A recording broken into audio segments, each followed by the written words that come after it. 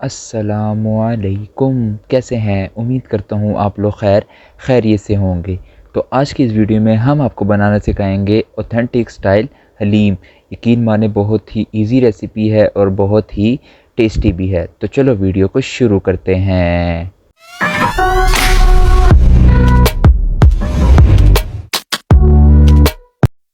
तो जनाब, इस रेसिपी को बनाने के लिए हम लोग ले लेंगे 4 दालें।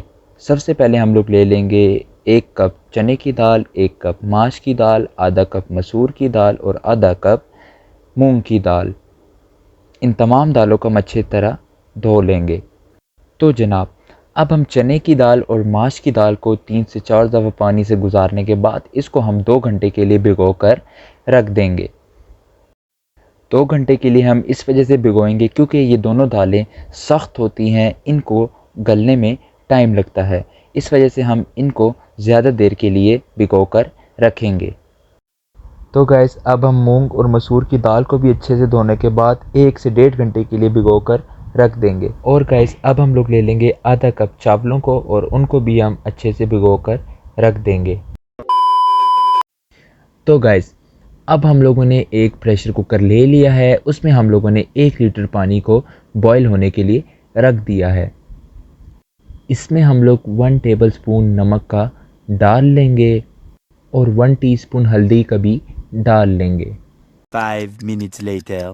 तो जनाब, अब पानी में बॉईल आ चुका है। अब हम प्रेशर कुकर के अंदर चने की दाल और माश की दाल को डाल देंगे और इनको हम प्रेशर कुकर में गलाएंगे। इसको हम अच्छे से मिक्स कर लेंगे। अब हम इसको आधा घंटा गलने के लिए रख देंगे। तो चलो, तब तक हम बाकी चीज़ों को तैयार करते हैं। तो जनाब, अब हम एक दूसरे चूल्हे में एक दूसरे बर्तन को रख लेंगे और उसमें भी 1 लीटर पानी को बॉईल होने के लिए रख देंगे। जब पानी में बॉईल आ जाए उसके बाद हम उसके अंदर बाकी 2 दालों को डाल देंगे। बाकी 2 दालों को गलाने के लिए हमें प्रेशर कुकर की ज़रूरत नहीं है क्योंकि ये दालें आराम से गल जाती हैं। अब हम इन दोनों दालों को पतीली में डालकर आधे घंटे के लिए गलने के लिए रख देंगे और दोनों चूल्हों की आंच हम लोग दरमियानी रखेंगे। A few moments later. तो जनाब, अब हमारी मसूर और मूंग की दाल को आधा घंटा हो चुका है। अब हम इसके अंदर 1 टीस्पून नमक का डाल देंगे और ये दाल बहुत अच्छी तरह गल चुकी है। नमक डालने के बाद इसमें हम अच्छी तरह चम्मच को चला लेंगे। तो ये देखें गाइस, सिर्फ़ और सिर्फ आधे घंटे में ये दाल इतनी अच्छी घुल चुकी है कि इसमें हमें घोटा लगाने की ज़रूरत ही नहीं है। तो जनाब, अब हम चारों दालों को एक बर्तन में डालकर मिक्स कर चुके हैं। अब हम इस बर्तन को चूल्हे पर हल्की आंच पर रख देंगे और इस बर्तन में हम चम्मच को चलाते रहेंगे। तो जनाब, अब हम लोग तैयार कर लेंगे बाकी चीज़ों को। सबसे पहले इनमें हमें ज़रूरत पड़ेगी मिसालों की। मिसालों में हम लोग ले लेंगे 1 टेबलस्पून गरम मसाला, 1 टेबलस्पून ज़ीरा, 1 टेबलस्पून काली मिर्च, 1 टेबलस्पून लाल मिर्च, 1 टीस्पून हल्दी, 1 टेबलस्पून नमक और बरशान कंपनी का हलीम मसाला। उसके बाद हम लोग ले लेंगे 1 टेबलस्पून लहसुन अदरक का पेस्ट, 3 से 4 अदद प्याज और 1 किलो गोश्त। अब जिस प्रेशर कुकर में हमने दाल गलाई थी उसी प्रेशर कुकर में हम लोग हस्बे ज़रूरत तेल डाल लेंगे और उसमें हम प्याज को फ्राई कर लेंगे। प्याज को आप लोगों ने बिल्कुल लाइट ब्राउन फ्राई करना है। A few moments later. अब प्याज फ्राई हो चुका है, इसके अंदर हम ज़ीरा को डाल देंगे। 10 seconds later. अब इसके अंदर हम 1 चुटकी काली मिर्च भी डाल देंगे। काली मिर्च हम लोग साबुत डालेंगे। 5 minutes later. तो गाइस, अब प्याज भी हमारा लाइट गोल्डन ब्राउन हो चुका है। अब हम इसके अंदर बड़े गोश्त को डाल देंगे।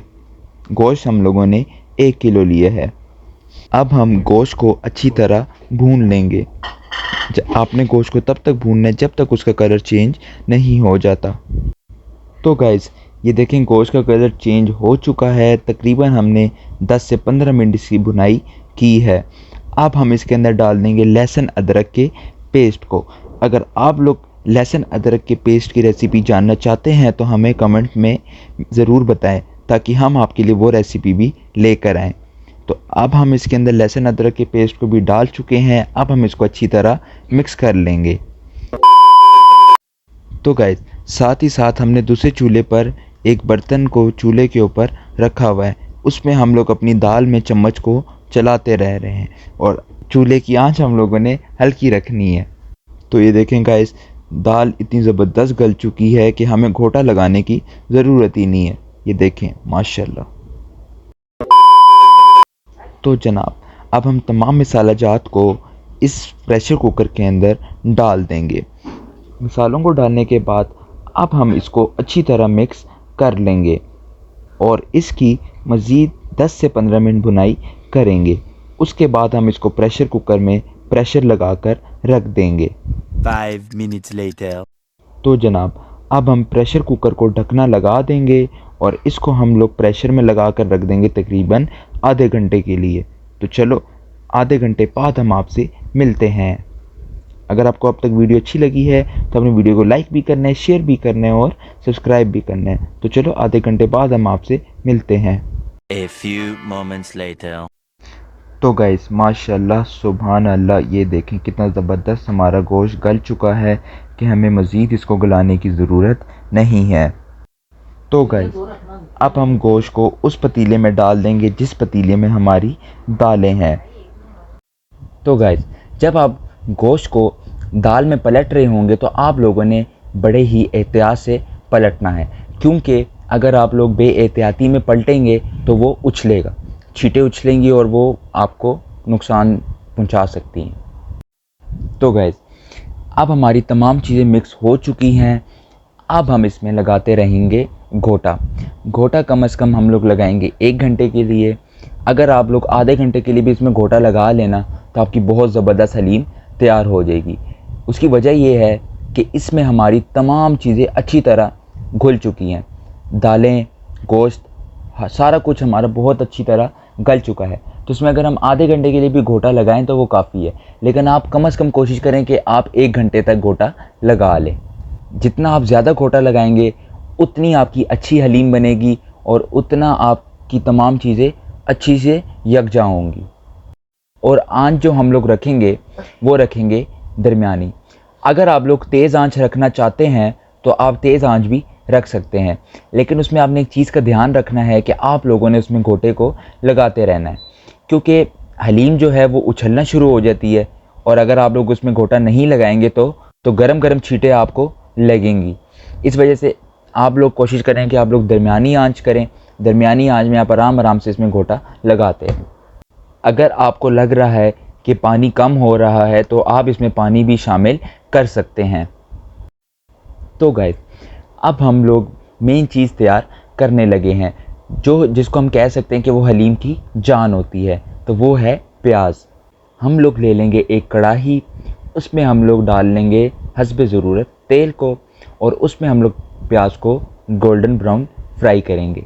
यकीन माने, प्याज अगर नहीं है ना तो आप ये समझ लें कि आपकी हलीम फीकी है, अधूरी है। तो अब हम कर लेंगे अपने प्याज को फ्राई करते हैं। उसके बाद हम आपसे मिलते हैं। A few moments later. तो गाइस, अब हमारा प्याज ब्राउन हो चुका है। अब हम इस तमाम चीज़ों को हलीम के अंदर डाल देंगे। यकीन माने, इतनी ज़बरदस्त खुशबू आ रही है कि मैं आपको बता नहीं सकता। अगर आप यहाँ पर मेरे साथ होते ना तो आप भी ये खुशबू महसूस कर सकते। कोई बात नहीं, अगर आप मेरे इस स्टाइल से रेसिपी को बनाएंगे तो ये खुशबू आपको भी सूंघना नसीब होगी। अगर आपको मेरी वीडियो अच्छी लगी है तो आपने मेरी वीडियो को लाइक करना है, शेयर करना है और सब्सक्राइब भी करना है। और ये देखें माशाल्लाह, हम लोगों ने 1 घंटा घोटा लगाया है और ये आप टेक्सचर देख सकते हैं, कितना ज़बरदस्त टेक्सचर हमारा तैयार हो गया है। एक चीज़ का आपने ध्यान रखना है कि आप लोगों ने हलीम में ज़्यादा पानी नहीं डालना। आप लोगों ने हलीम को ज़्यादा थिक भी नहीं रखना और ज़्यादा थिन भी नहीं रखना। आप लोगों ने हलीम को दरमियाना रखना है। ये आपको नज़र आ रहा है स्क्रीन में, यही टेक्सचर आपका होना चाहिए। ये देखें कितना ज़बरदस्त टेक्सचर हमारा ये तैयार हो गया है। ये देखें माशाल्लाह सुभान अल्लाह, अगर आपको मेरी वीडियो अच्छी लगी है तो मेरी वीडियो को आप लोग लाइक करें, शेयर करें और सब्सक्राइब करें। चंगा फिर अल्लाह सोने दे हवाले।